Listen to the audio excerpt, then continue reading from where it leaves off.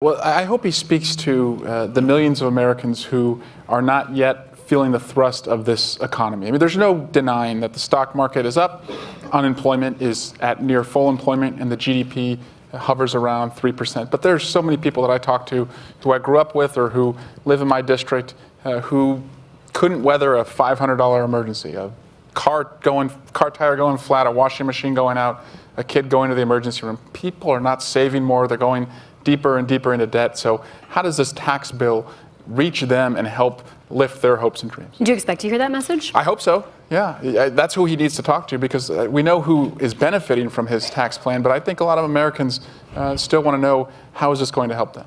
Ari? I want to hear normal. I want to hear, yeah. What does that mean to you? I want to hear a president who does what presidents do. Unifies us, talks about bigger things that unite a country. The Trump presidency has just been such a fascinating one to watch on so many levels.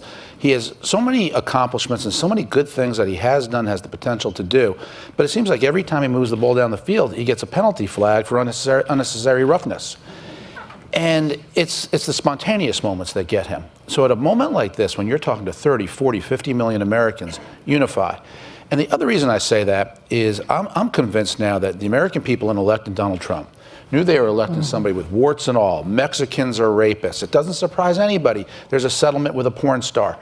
The reason is the American people hate Washington so much, think this place is so broken. They didn't care, and they wanted to send somebody who would get things done. So they sent a disruptor. Now he's entering the phase of his presidency where he needs less disruption and more getting things done.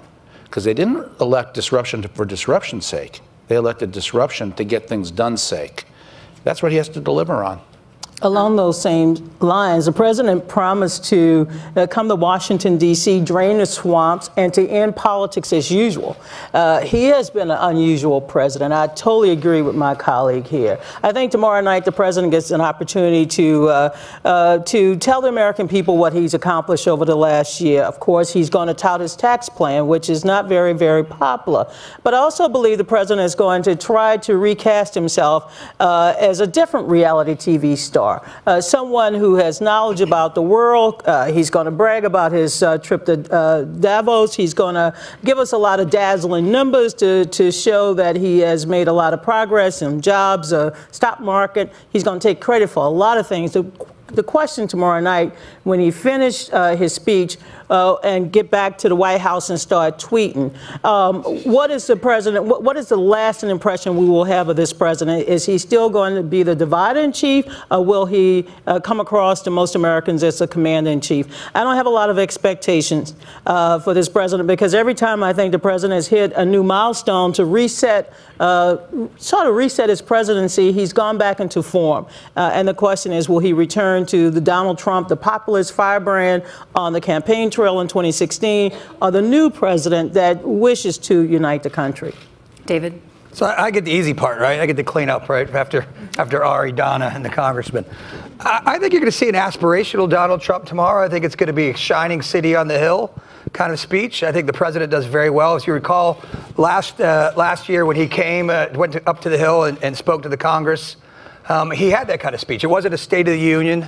It was an aspirational speech. I think that after the speech was done, everybody, most pundits said, wow, what a great speech. And people wanted to see him govern like that. And as Ari said, and has been said, the president was elected to come to D.C. to break some China and shake things up, because I can tell you the folks out on the campaign trail are none too happy with the current state of play. And so it's tough to be a disruptor and then a uniter at the same time. It's a very difficult, fine line to walk. The president's entering a phase, I think, of the presidency now, is most people acknowledge, if you're going to get anything done, right, on DACA, this incredible offer, path of citizenship for close to 2 million folks, something that I'll point out that neither President Bush, President Obama, President Clinton even offered to do, because they couldn't get it done on their own caucuses. I know in the Republican Congress it's not popular. It's not popular amongst a great deal of Democrats. I think that must be a pretty good bill, right? If both parties don't like it, so we'll see where it ends up. But I think at the end of the day, they're going to have an aspirational speech, something that I think everyone will say, wow, that was a great job. Now let's see what happens on Wednesday.